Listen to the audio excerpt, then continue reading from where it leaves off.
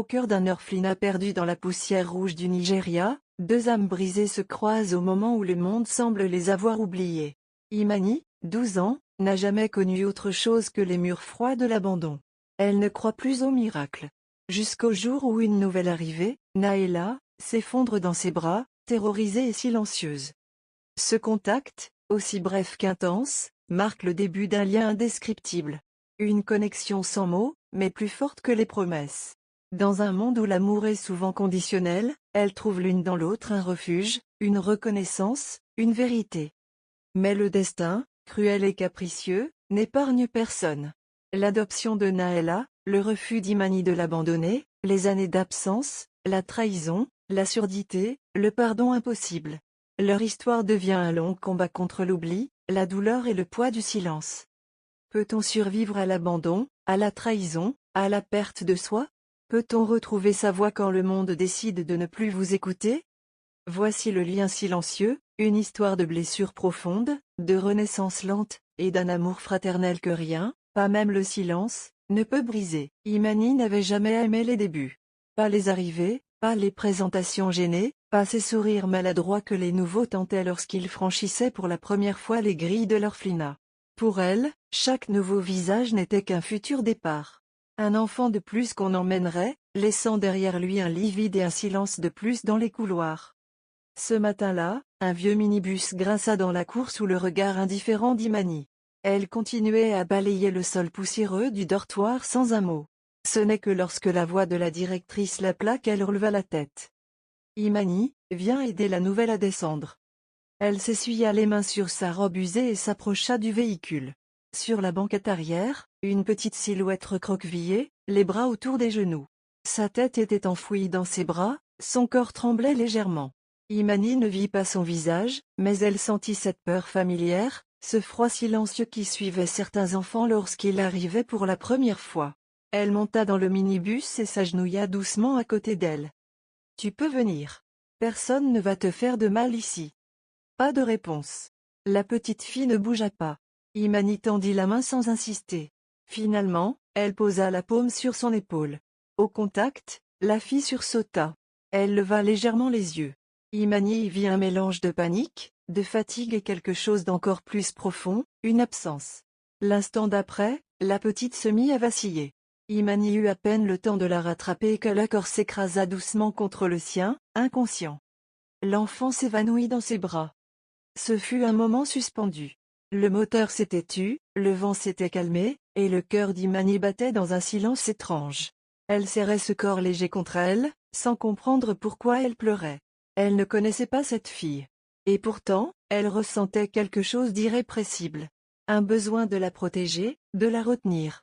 Comme si, sans l'avoir cherchée, elle venait de trouver une part d'elle-même qu'elle ignorait avoir perdue. La directrice accourut avec les infirmières. On allongea la nouvelle venue dans une chambre isolée. Imani ne quitta pas son chevet. Quand les infirmières tentèrent de la faire partir, elle répondit simplement, « Elle s'est évanouie dans mes bras. Elle a besoin de moi. » On ne discuta pas. Les jours suivants, la petite fille, prénommée Naëla, demeura silencieuse. Elle ne parlait pas, ne mangeait que peu, restait collée à Imani dès qu'elle était là. Et ce fut là que tout changea. À chaque présence d'Imani, Naëla semblait se détendre. Elle mangeait mieux, dormait plus calmement. Même les pleurs nocturnes s'apaisaient. Les infirmières furent frappées par cette étrange alchimie. Un après-midi, on proposa à Naëla de dessiner. Elle prit un crayon, hésita, puis traça deux silhouettes. L'une plus grande, les cheveux relevés, l'autre plus petite, accrochée à la première. Entre elles, un cœur maladroit mais vibrant. La directrice s'agenouilla à côté d'elle. « C'est toi, la petite ?» Naëla hocha lentement la tête. Puis, du doigt, elle désigna l'autre silhouette. Imani. Son refuge. Le lien était scellé. Le temps passa. Imani, bien qu'encore enfant, devenait la seule capable de comprendre les silences de Naëla. Elle lui racontait des histoires le soir, lui apprenait à jouer aux billes, à faire des nattes, à écrire son nom en lettres majuscules. Elle dormait dans le même lit. Le personnel n'intervint pas. Il savait qu'aucune pédagogie n'égalerait cette présence naturelle, cet instinct protecteur qu'Imani avait envers Naëla. Mais les orphelinats sont des lieux de passage, et rien n'y est jamais vraiment stable. Un matin, un couple élégant se présenta à la porte. Ils cherchaient une enfant à adopter. Après quelques heures d'observation, leur choix se porta sur Naila. Elle leur rappelait leur propre fille, disparue quelques années plus tôt. La décision fut rapide. La procédure encore plus. Lorsqu'Imani apprit la nouvelle, elle resta sans voix. Le soir, elle s'assit aux pieds de Naila et lui prit la main. « Je ne te laisserai pas. Je vais dire non. Encore une fois. » Et elle le fit. Devant la directrice, devant les assistants sociaux, elle déclara qu'elle refusait toute adoption si elle ne pouvait pas rester avec Naila. Mais cette fois, ce n'était pas elle que l'on venait chercher. Naila fut préparée, lavée, habillée. On lui mit une robe blanche et on lui donna une petite valise. Elle tremblait. Imani la suivit jusqu'au portail, refusant de lâcher sa main. Puis, comme le jour de son arrivée, Naila s'effondra dans ses bras, muette, les larmes noyant son visage. On la souleva, on la détacha d'Imani, on l'emmena. Le bus démarra. Et ce jour-là, pour la seconde fois, Imani se retrouva seule dans un monde silencieux. Mais cette fois, ce n'était pas le silence des autres. C'était le sien. Le départ de Naila laissa dans le cœur d'Imani une plaie que rien ne semblait pouvoir refermer. Les jours suivants s'étirèrent comme des souvenirs trop lourds. La chambre qu'elle partageait restait vide à moitié, comme si le vide lui-même refusait de se refermer. Chaque objet, chaque geste, chaque murmure dans les couloirs lui rappelait l'absence de la seule personne qui avait vraiment compté. Imani, bien qu'encore enfant, choisit de ne pas se laisser aller. Elle transforma sa douleur en devoir. Chaque matin, elle se levait plus tôt que les autres, aidait les plus petits à s'habiller, pliait les draps, servait les repas. Elle devint une ombre discrète mais indispensable dans l'orphelinat, une sorte de grande sœur pour tous, même si son regard restait distant, toujours tourné vers la porte, comme si elle attendait encore. Au fil des mois, des familles vinrent, intéressées par cette adolescente posée, sage et volontaire. Elle semblait parfaite pour l'adoption. Plusieurs fois, on lui proposa de partir, de rejoindre un foyer, une nouvelle vie. Chaque fois, elle secouait la tête, calmement, et répondait sans détour qu'elle ne partirait pas. Pas sans elle. Pas sans Naila. La directrice essaya de la raisonner, lui expliqua que la vie devait continuer, que Naila était sûrement heureuse là où elle était. Mais Imani, sans colère ni plainte, restait sur ses positions. Elle avait fait une promesse silencieuse à une enfant endormie dans ses bras, et pour elle, une promesse valait plus que 1000 justifications. Les années passèrent. Imani devint une jeune femme. Elle avait 20 ans lorsqu'elle passa un concours pour intégrer une école de formation aux métiers sociaux. Elle rêvait de devenir éducatrice, d'accompagner des enfants comme elle, de leur tendre une main. Elle réussit brillamment les épreuves écrites, impressionna les examinateurs lors de l'entretien. Mais à la fin, elle ne fut pas retenue. Le manque de parrainage, l'absence de réseau, son statut de fils en ont joué contre elle. Elle retourna à l'orphelinat, le cœur en miettes mais le regard droit. Elle trouva un petit emploi dans une laverie du quartier, puis comme serveuse dans un kiosque. Chaque pièce économisée allait dans une boîte de fer blanc glissée sous son matelas. Elle gardait espoir. Pas pour retrouver Naila. Juste pour ne pas perdre ce qu'elle était devenue. À 26 ans, Imani vivait seule dans un petit studio. Elle n'avait pas de famille, pas de mari, pas de véritable avenir. Mais elle avait quelque chose de plus précieux, sa dignité. Elle ne s'était jamais trahie. Un après-midi, alors qu'elle aidait une jeune fille récemment arrivée à l'orphelinat à ranger ses affaires, la directrice l'appela. Il y avait quelqu'un pour elle, disait-elle. Une visiteuse. Imani fronça les sourcils. Personne ne venait jamais pour elle. Elle essuya ses mains, lissa sa jupe, et se dirigea vers le bureau. La porte était entr'ouverte. Elle poussa doucement. La femme qui se tenait là lui tournait le dos. Elle portait un tailleur crème, ses tresses soigneusement relevées. Lorsqu'elle se retourna, Imani sentit son souffle se bloquer dans sa gorge. C'était elle. Le visage avait changé.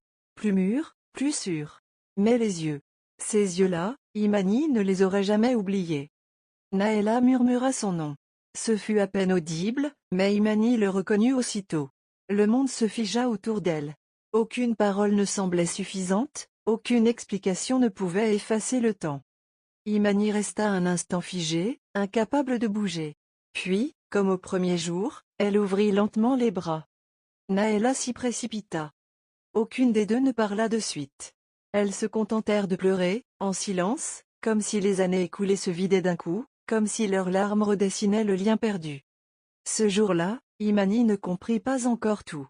Elle ne savait pas ce qui avait poussé Naëla à revenir, ni ce qu'elle attendait de cette rencontre.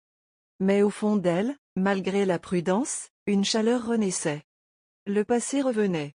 Avec ses douleurs, ses silences, ses non-dits. Mais aussi avec l'espoir. Le visage de Naëla était plus adulte, plus sculpté, mais ses yeux avaient gardé cette même fragilité, ce même éclat douloureux que le temps n'avait pas su effacer. Imani l'observait sans oser respirer, comme si un simple souffle pouvait faire disparaître ce mirage. Elle n'avait jamais imaginé ce moment, ou peut-être l'avait-elle trop imaginé pour qu'il ressemble à la réalité. Il était là, pourtant, tangible. La voix de Naëla tremblait à peine lorsqu'elle prononça son prénom. C'était comme un mot sacré, endormi depuis trop longtemps, que l'on réveille avec crainte. Imani ne bougea pas tout de suite. Son cœur battait trop fort, trop vite. Elle se sentait soudain vidée, comme si son corps hésitait entre la joie et la douleur. Puis ses bras s'ouvrirent d'eux-mêmes. Naëla s'y glissa, et tout le reste s'effaça. Le bureau, le passé, la colère enfouie, la solitude. Il ne restait que deux sœurs, deux âmes que les années avaient tenté de séparer sans jamais y parvenir complètement. Elles passèrent des heures à parler dans un petit café calme, à l'abri du tumulte de la ville. Imani écoutait en silence, le regard fixé sur Naëla, qui essayait de reconstruire leur passé commun avec des mots parfois maladroits, souvent entrecoupés de silences lourds. Elle raconta son adoption, la froideur des premiers jours, la façon dont ses parents adoptifs lui avaient interdit de parler de son passé. Il lui avait dit qu'un nouveau départ exigeait l'oubli. Il lui avait même proposé de changer de prénom. Naëla avait refusé, mais elle avait fini par se taire. Pendant longtemps, elle avait cru qu'elle réussirait à enterrer son ancienne vie. Mais chaque nuit, le visage d'Imani revenait. Dans ses rêves, dans les miroirs, dans les ombres. Elle l'avait cherché, plus d'une fois, en secret. Elle avait fouillé sur Internet, tenté de contacter l'orphelinat. Mais la peur la rattrapait toujours. Imani l'écoutait sans interrompre. Une peur d'elle voulait croire. Une autre restait sur la défensive, comme un animal blessé qui sent une main tendre s'approcher, mais craint encore le coup. Elle voulait poser 1000 questions, crier, pleurer, demander pourquoi elle avait tant attendu. Mais elle se contenta d'acquiescer, lentement, les yeux embués. Naëla l'invita chez elle quelques jours plus tard à un petit appartement moderne, simple, aux couleurs claires. Il y avait des cadres aux murs, des livres, des plantes bien entretenues. La vie de Naëla semblait équilibrée, stable, presque parfaite. Mais il y avait aussi des zones d'ombre. Une pièce dont la porte restait toujours fermée. Un téléphone qui vibrait mais que Naëla ne répondait jamais devant elle. Et surtout cette gêne, ce flottement dans l'air chaque fois qu'Imani mentionnait sa vie, son mari, ses douleurs. Imani ne dit rien tout de suite. Elle observait. Elle attendait. Jusqu'au jour où, en cherchant un verre dans un tiroir, elle tomba sur une photo. Ce fut comme un coup de poignard. Sur l'image, Naëla souriait, les bras autour d'un homme. Grand, la peau ébène, le regard profond. Imani sentit le sol se dérober sous elle. Elle connaissait ce visage mieux que personne. C'était Alamid. Son mari. Naëla entra dans la cuisine, vit la photo dans la main d'Imani et s'immobilisa. Le silence fut instantané, brutal. Imani ne parla pas. Elle posa simplement la photo sur la table et s'assit. Naëla baissa les yeux. Elle avoua. Cela faisait presque un an. Elle l'avait rencontré par hasard, lors d'un séminaire professionnel. Elle ne savait pas qu'il était marié, pas tout de suite. Puis elle avait appris, et il n'avait pas su s'arrêter. Quand elle avait découvert qu'il était le mari d'Imani, elle avait tenté de rompre. Mais c'était trop tard. Elle était déjà tombée amoureuse. Imani écoutait sans dire un mot, le regard figé, les lèvres tremblantes. Chaque mot de Naëla la brûlait. Ce n'était pas seulement une trahison. C'était une fracture de plus, une blessure qui venait s'ajouter aux autres. Et cette fois, elle n'avait plus la force de la recouvrir. Elle se leva, prit sa veste. Naëla tenta de la retenir, la supplia de rester. Imani tourna les yeux vers elle. Son regard n'était pas en colère. Il était brisé.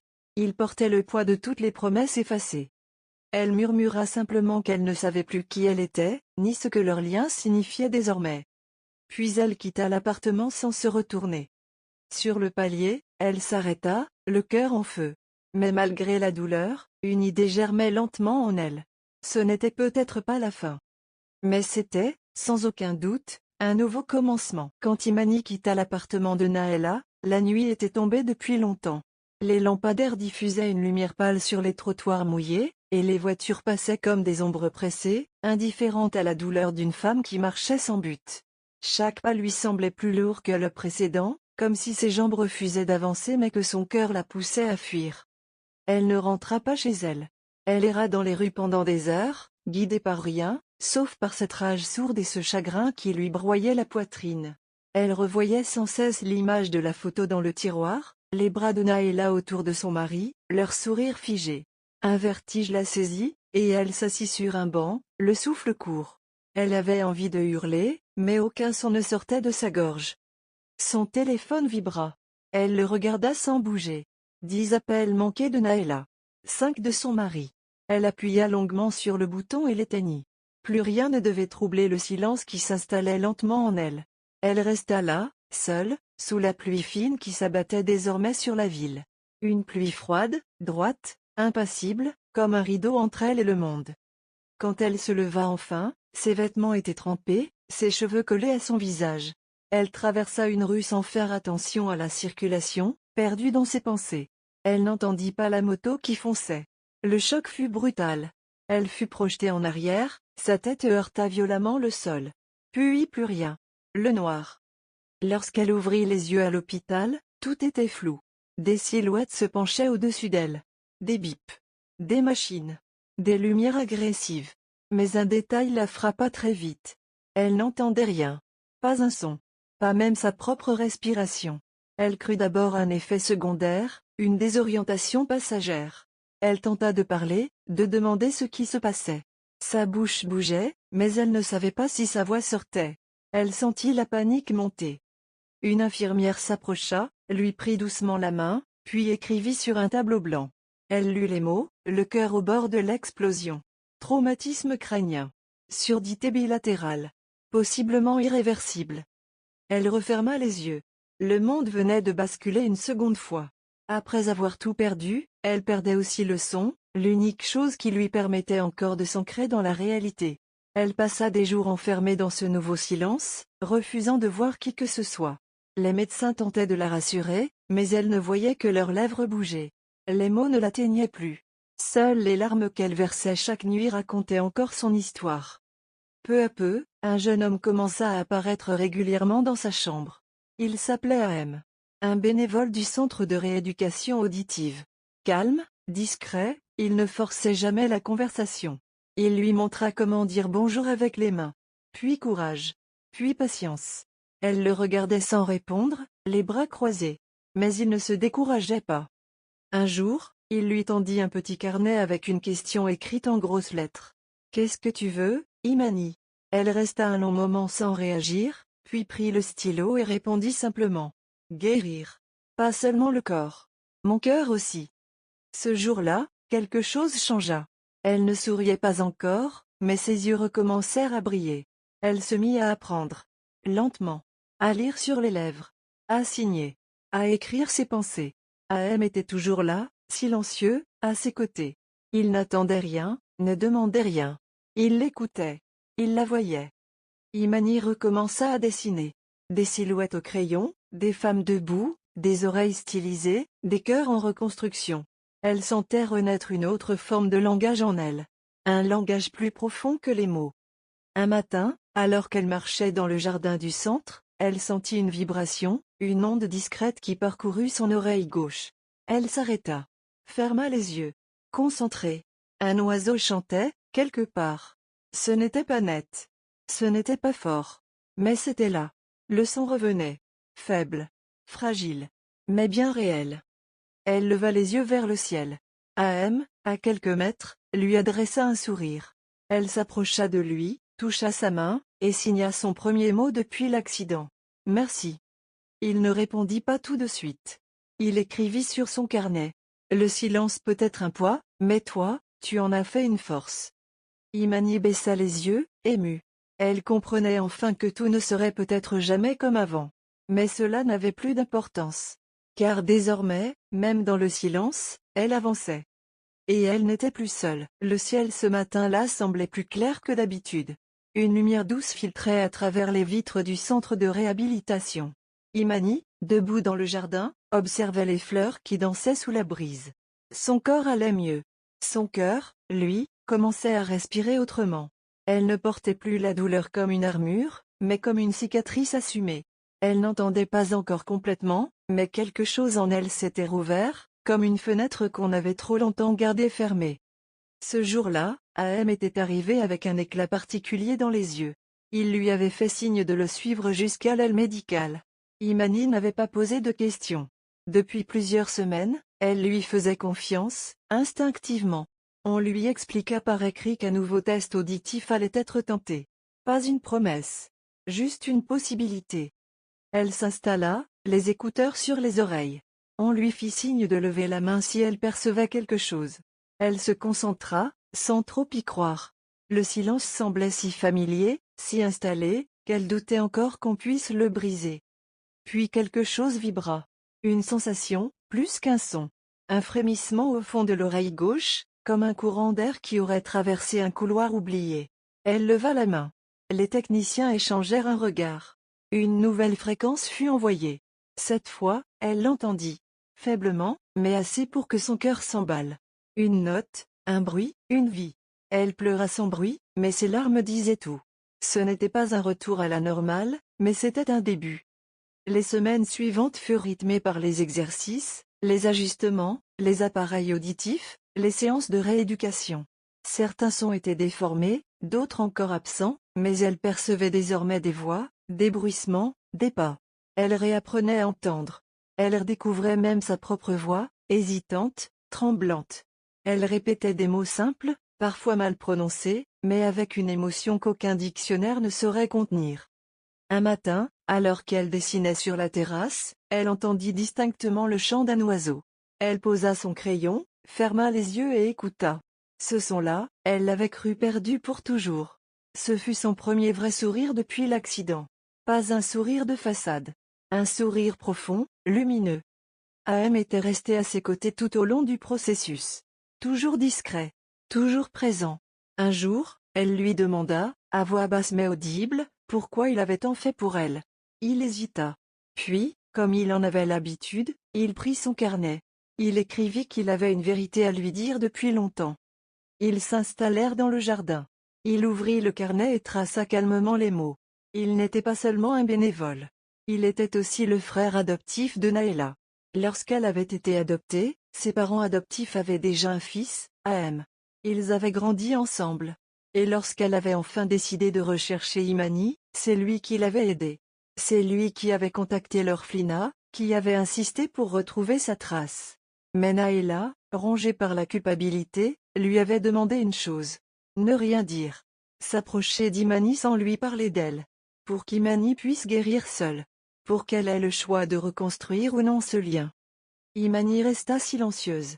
Elle sentit d'abord une colère sourde. Une part d'elle se demandait si tout avait été manipulé, si cette rencontre avec AM n'était qu'un plan. Mais en le regardant, elle comprit. Il n'était pas venu pour la forcer. Il l'avait écoutée, soutenue, guidée sans jamais réclamer quoi que ce soit. Il avait respecté son rythme, son silence, ses refus. Elle le remercia. Cette fois à voix haute. Puis elle lui demanda si Naëla savait pour ses progrès. Il répondit que non. Qu'elle ne voulait plus intervenir. Elle avait écrit une lettre, il y a des semaines, mais n'avait pas osé la poster. Quelques jours plus tard, Imani reçut cette lettre. Elle n'était pas longue. Juste quelques lignes. Naëla y disait qu'elle ne demandait pas de pardon. Seulement une chance. Une présence, si un jour Imani en avait besoin. Elle terminerait simplement par ces mots, « Je suis là, quand tu seras prête ». Imani relut cette phrase plusieurs fois.